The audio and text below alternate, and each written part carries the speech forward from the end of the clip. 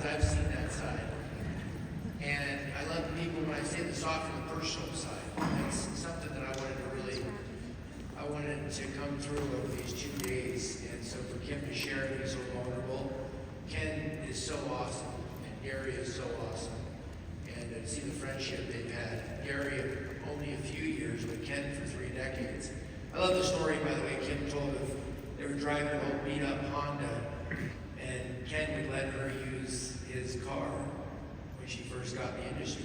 She talked about having that first Mercedes, and then some challenges. And Ken, I remember her telling the story one time where Ken said, "Here's my car keys," and she'd go, "You guys think she didn't just talk to 30 people in 30 days? She was in the coffee shop and sit down in one-on-ones, as she shared yesterday." So it's got to be amazing for Ken to sit there and see where she started 31 years ago and today. I always laugh, Michael Jordan, everybody quotes Michael Jordan, but nobody saw the work he put in before anybody knew he was Michael Jordan, right? Nobody's seen the work that Kim has put in. So would you please give Kim a big hand?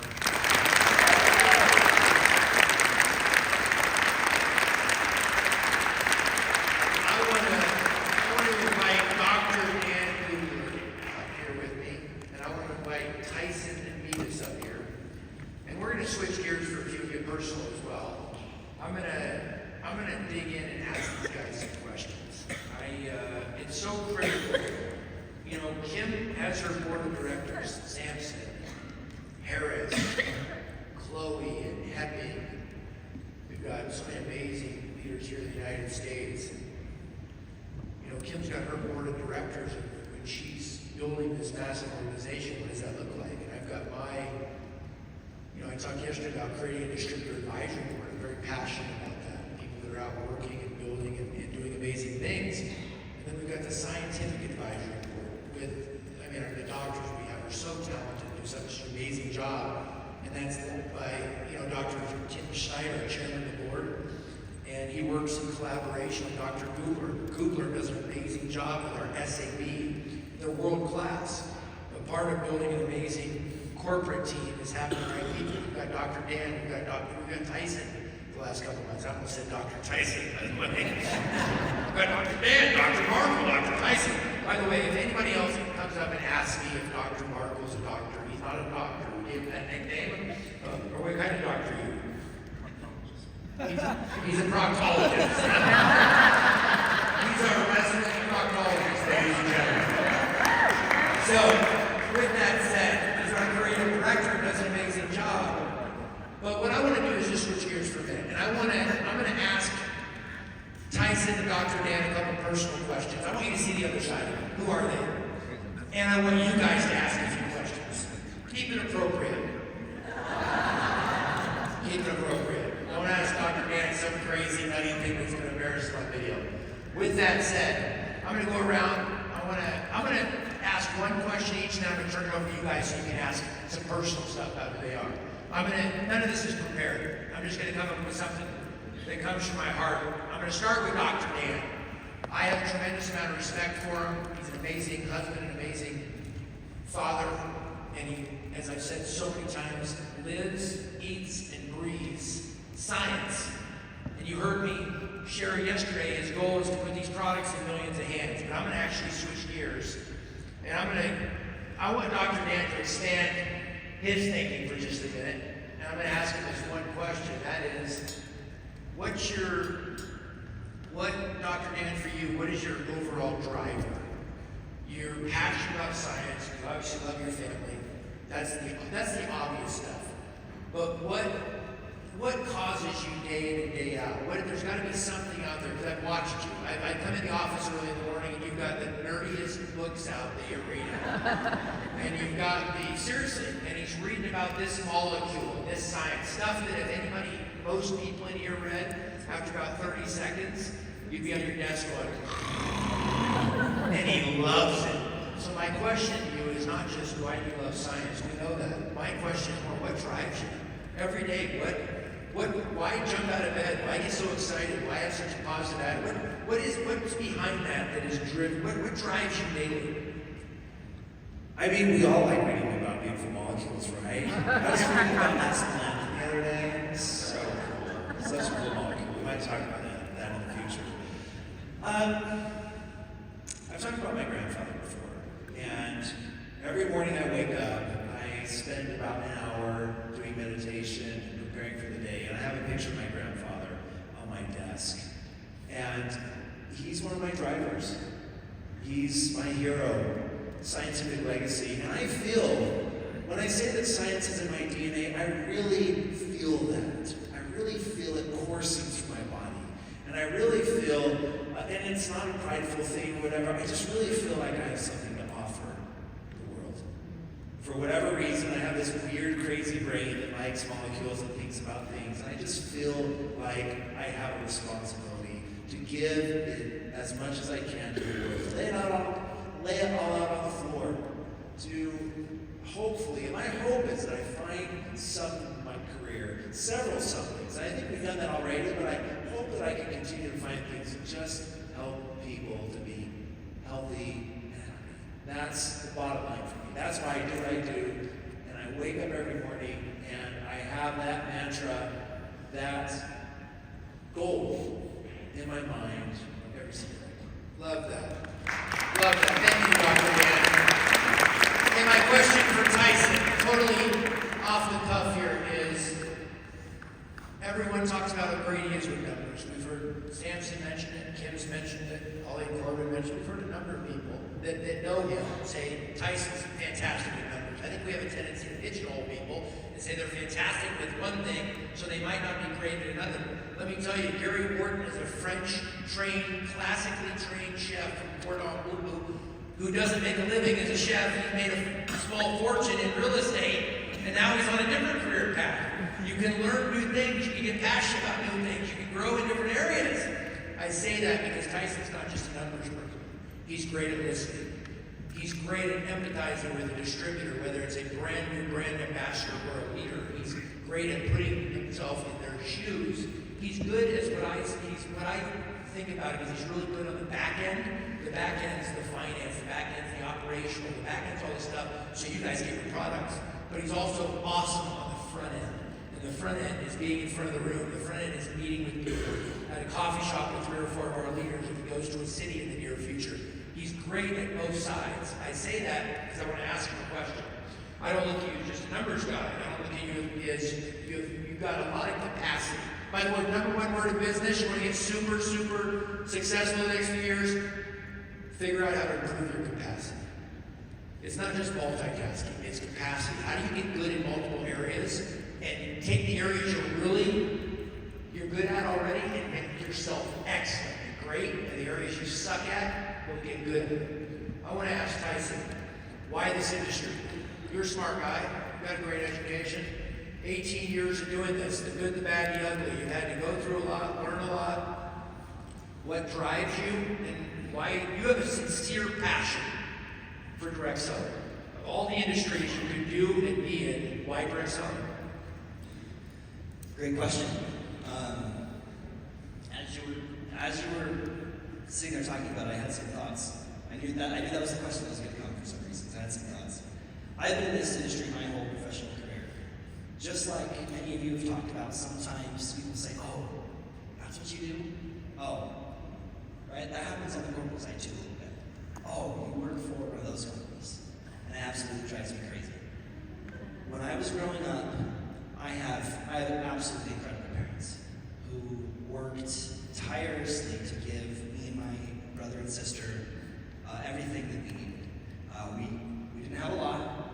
I can remember my first job when I was 14 years old, working at a pizzeria, washing dishes and making pizzas. And I did that because I knew it would help my parents a lot to help buy school clothes for me. I can remember riding my bicycle down to the gas station down the street because my dad worked there at night to make extra money and watching the shop just for a second so he could walk around the back and use the restroom. I saw how hard my parents worked. And when I got into this industry, I had zero idea what I was getting into. I had no idea.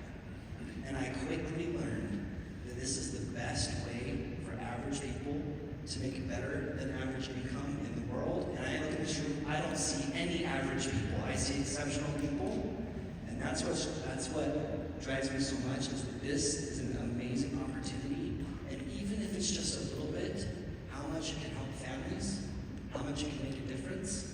That's why I've stuck with it. I love it. Thank you, Dr. Dan, and thank you, Tyson. Give both of them a big hand. We're going to switch back to Dr. Dan. Raise your hand if you want to ask him something. Guys, this is personal. You can ask whatever you want to ask. I'm going to Dr. Darren in the back. I want you to ask Dr. Dan whatever's on your heart to ask. Throw something at him. Ooh, Dr. Darren, this can be tough. I promise this time I'll take it easy on you. Oh, okay, thanks. Thank you for your answer, what drives you. I'm going to flip that coin and look at the other side. What's your guilty pleasure? What are you embarrassed to admit that you love?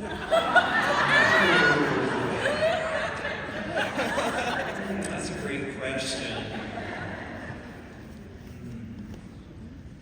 I love dark chocolate. I buy like 6 bars of dark chocolate at a time. Jane's like, what are you doing? You don't need that. His first guilty pleasure? Gotta be something else, Dr. Dan. There's gotta be something. Anything else? Nothing? You notice how dark chocolate's actually good for your health too? He's like, I didn't know dark chocolate. Well, for dark chocolate, I love peanut M&Ms. I would just slam those like nothing. I never knew that. Peanut M&Ms. You know, when I was 220 pounds and happy, it was because I always had peanut M&Ms. I'd go through a whole bag in like 40 minutes.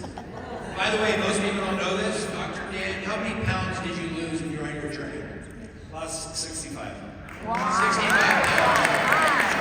I think you look at it and you go, man, skinny, in great shape. She's seen the befores and afters. She takes it serious. I take my hat off to you. Next question for Dr. Dan. Who wants to ask Dr. Dan a question? Anything you want to ask? Where are we? I'm coming over to you. I'm coming. There you go. Excuse my voice, I'm a little tired, guys. I want to know, what was the last thing you heard in pharmaceuticals that you completely disagreed with and said you're going to take the leap and do something completely different?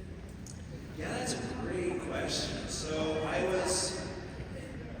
the question was, what was the last thing that you heard or did in pharmaceuticals that made you decide to take a leap and come over into nutraceuticals and nutritional supplements? That's a fantastic question. So I was working with a big pharma company, and I was making molecules for them. That's what I did. Whenever they had kind of some really interesting, difficult molecules that they wanted to make, they would talk with me and my advisor. So the last step for me was I was asked to make an HIV integrase inhibitor. Isn't that cool? HIV integrase, so it's basically a way to help with HIV. The way the HIV virus infects the body is it integrates its DNA into human cells in a really freaking cool way. And I was asked to make a molecule for that. And as I was doing a lot of research, it gave me this huge dossier. And as I was doing a lot of research, I found that molecules that can help with that are in plants. And they gave me another project right at the same time to develop another drug, an efflux pump inhibitor. Pretty cool stuff. But anyways, as I was looking and going through it and whatnot, plants, molecules from plants, molecules from plants, molecules from plants. And I just thought, what am I doing? I have nothing against pharmaceuticals, right? People come up to me like, those pharmaceutical companies, right? I don't have anything against pharmaceutical companies. But, it is kind of a weird approach. When you watch those pharmaceutical companies about a drug, right? And they show a couple walking hand in hand on the beach, right? So happy, and it's like, blah, blah, blah, you might die your friends. Right? There's just a better way, right? Molecules from plants have evolved with humans for millions of years, so it's a beautiful approach. When we synthetically try to design something, we're basically taking something out of nature, and we're making something unique that's never existed in the universe before. And part of me is like, that's freaking cool, right? But the other part is, it's never existed before, so the body's like, what in the world is this stuff, right? So for me, that was really the turning point, and I've never looked back in the last 15 years. I absolutely love what I'm doing, and I'm convinced more and more that this is the way to take care of human health. This is the paradigm. This is what we do, and it's only going to get better. As great as our products are, as great as what we're doing, we have some amazing stuff, so I encourage you to join us for a lifetime, because we're going to take you on a freaking cool scientific journey to continue to give you the best products that will just blow your mind, and more importantly, allow you to build a huge business and change people's lives. All right, I've got one final question for you. I have to know. What's your legacy? What do you want your legacy to be? One of the reasons I love Kim so much, while we went down this collaborative path, is Kim had a true heart for creating a legacy to the next generation. What do you want Dr. Dan's legacy to be? You have the exploration side of you. We release these amazing videos. You travel all over the world. People know that you're about exploration and curation and these unbelievable science-based products. Besides being a great husband and a great father and those things, what are the one thing that you'd like to pass? What do you want your long-term legacy to be? Twofold. Number one, I want my legacy to be that I never cut corners. I mean, I never want people to say, oh, he cheapened the product, or he used this questionable ingredient, or he fudged the numbers, or he did something like this. My integrity is everything to me, really. And so, that we did it the right way, and then part two, that we help as many people as we can, right? I'm serious when I said, and Daniel and I have talked about this, I'm serious. We want to take this to 8.1 billion people on the planet. That's my legacy. Love that. Okay, who has a question for Tyson? Switching gears. By the way, give Dr. Dan a big hand. Amazing. Who wants to ask Tyson a question? Oh, my hand goes up. Great, hold on. Oh, Dr. Darren again. Dr. Darren already got one. No, I Same question. Our business is very serious. If your little boy you just talked about, that little boy that went to see his dad, what little boy gift could you use to teach a lesson in this business? Oh, great question.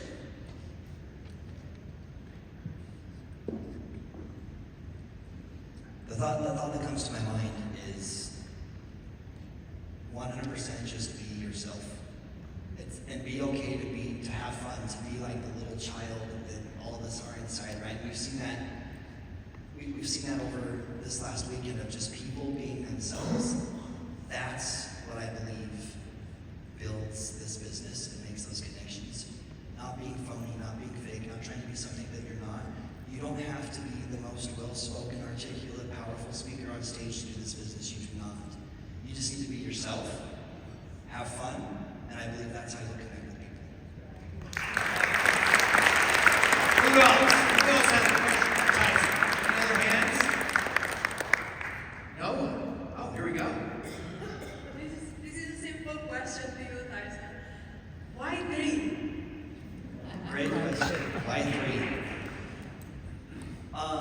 So I think I mentioned this a little bit. I've known Daniel and some members of the corporate team for quite a while. And truth be told, I had a great job before this. Big company, had been around for 30 plus years as a president of half the company. And Daniel said something I didn't know yesterday. It kind of surprised me. He said, hey, when Tyson was looking to come over to 3, he called some people and said, hey, tell me about Daniel and his intensity. I didn't know that got him. Well, what maybe Daniel doesn't know is I love the answer that I got. The answers that I got were, yes, Daniel is intense. Yes, Daniel's a driver. And I've been at places where people are content in mediocrity, and that's not where I want to be. That's why Thank you, Tyson. Anyone else have a question? Over here. right when you said that, I was thinking, there's an old saying that says, be a yardstick of excellence. And most people aren't comfortable with that because they're comfortable with mediocrity. I hold myself to the same bar. My wife cried. My wife's so sweet. She said yesterday, thank you for your kind words. She said, my wife said yesterday, you know what I love best about your crazy maniac self this morning? She said, I know you're the exact same at home as here. She said, because you hold yourself to the same standard as everybody else. And when I'm calling out our leaders, by the way, I'm not calling them out. I'm calling them up. There's a huge difference. Calling them out is saying, hey, what are you going to do? Hey, I know you got more in you. That's only one piece of it. The next part is calling them up. Tyson's been called up to do big things. Our leadership in this room has been called up to do massive things. So thank you for the kind words, but I'm calling the whole room up because we're going to triple this company in 2025. Who has a question for Tyson? Dr. Bob. Hi, I haven't met you yet, other than just being introduced to you now. And from what Dan says, you've been in the business or been in the industry 18 years. At some point, were you ever on our side of the fence as a distributor versus corporate? And if you, yes? No. Oh, no, okay, then I was gonna ask you to give us a little information or give us an opinion about what it's like to be on corporate versus on the distributor side. But since you've never had that experience, let me ask you this. Are we as unique as I think we are versus other distributors in many of the other companies you've been in? I'll answer all those questions. That's a question. Yes, this is unique and I love it. Very unique. I've not been on the field side. And I think about that a lot because I think our role as a corporate team is to do everything we can to make your lives as smooth, as easy as possible. As much as I want to and hope I get to know each and every one of you, I also recognize the way that you're going to best build your business is not by spending your time in corporate. It's by spending your time out with your people and leading. And in the back of my mind, I'm always trying to think when we're doing things like Power of Three and the different things that we do on the corporate side, I always try to recognize that I don't know it all. I don't know, I've not exactly been in your shoes. So the best thing I think we can do is take the time to make sure we're listening, understanding, taking feedback, and adjusting where we need to. And that's something that I've already seen in just a couple months that I've been here, and that won't stop.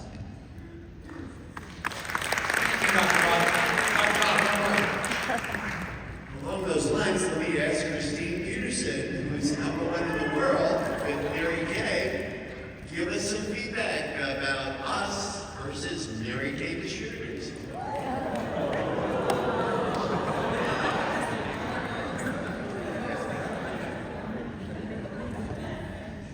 Be careful about that.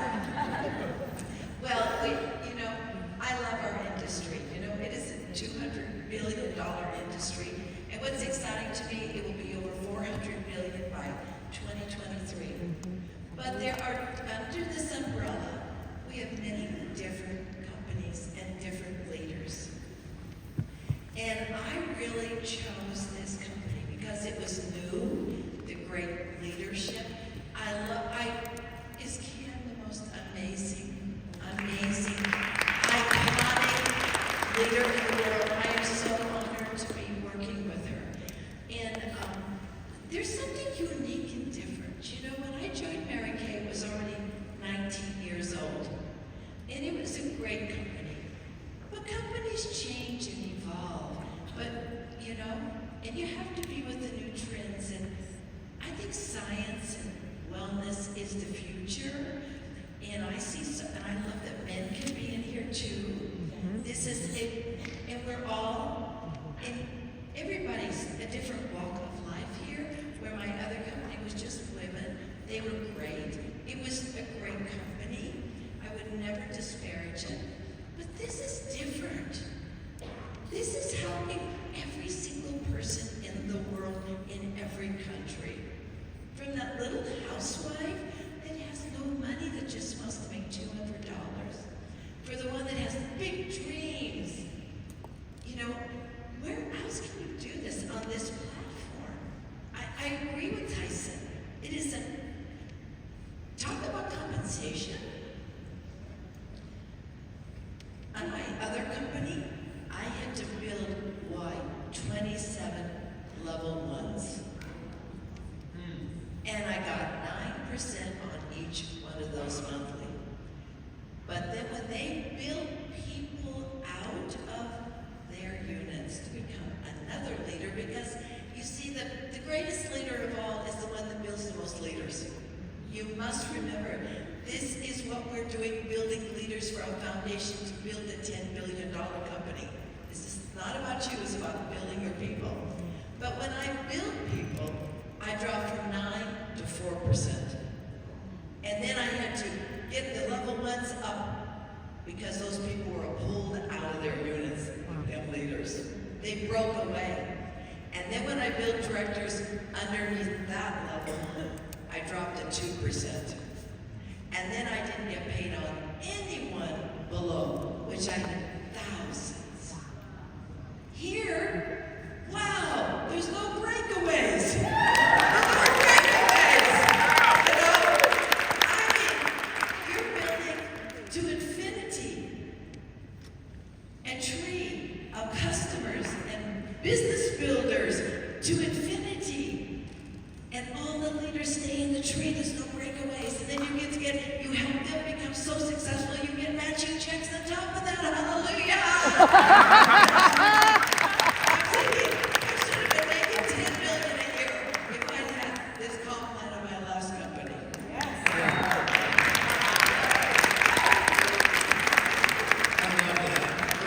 What a great answer, Tyson.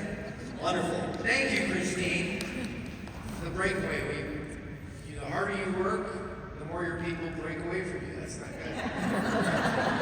That's so well said, Christine. Incredible job. Hey, does anybody have another question? One last question for Tyson. Wow, look at, there's no hands go up. There's like 5. One person. Here you go. Final question for Tyson. Okay, we've heard a lot of people, the leaders, share about their things that they've overcome. I'd love to hear your greatest adversity, challenge, or fear that you had to overcome and how you overcame that. Great question. Oh man. I think the biggest thing for me is, has anybody ever heard of imposter syndrome? Where you feel like maybe you're not quite good enough, you're not quite good enough in your role. I feel the weight of this role very much. And the entire corporate team, I see in the office every day, like, we feel the pressure and weight of not letting you down. But there's a very fine line between letting that weight paralyze you into indecision and fear, and turning that into energy to go make things happen. And so for me, I think sometimes in the back of my mind that's there. Am I good enough for this? Am I ready for this? Can I do this? And I don't know that we all ever 100% fully get past that. But I don't want to be afraid to move forward and make decisions. And so sometimes just ignoring it, putting it in the back of your head, and just moving forward. And as I've obviously joined a new company, being here, I've had a lot of time to reflect in the last couple months. And over I've had the thought, there's not even time to think about that, there's time to go. So I don't know that I've fully overcome it, but I'm not going to let it get in my way. What a great answer. All right. I'm putting both of you amazing gentlemen on the spot for the final question of the day. And it's going to be an awkward one, but I'm going to do it. Dr. Dan, 3 areas that you're weak in that you want to grow in. I'm a huge believer when I talk about personal development. I don't know anybody that's perfect. I've never met he or she. If you know me, I just know anybody's perfect. But it's here on planet Earth with us. But Dr. Dan's incredible. My respect level is a 12 out of 10. But the 3 areas that you want to grow in 2025, personal, sign, could be anything. What are the 3 areas that you want to look at yourself and say, I want to get better in these 3 areas? What are the 3 categories that you personally want to grow in this year? I love that. First, I'm an introvert. I just like being alone sometimes, and I want to do better reaching out. I come into the corporate office sometimes and I just kind of slide into my office. I need to be like, hey, what's up? How you doing? I need to be a little bit, I really do. I need to be more outgoing. And I'm working on that. Number two, I want to be more well-read. I read thousands of papers of science, all the time. But I want to read more books. I usually read about, this is embarrassing, 5 or 6 nonfiction books a year. My goal is to read 15 this year, so I really want to be more well-read, breadth. And then, I want to be happier.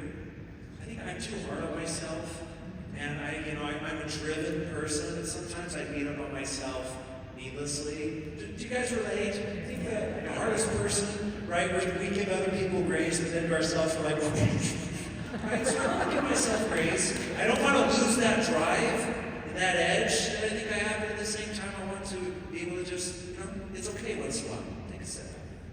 Love that. I want you to know you've got a whole community that believes in what you're doing. I'm proud of you. I think you'll grow in all 3 of those areas this year, Dr. Dan. I couldn't be more proud of you. Give Dr. Dan a big hand.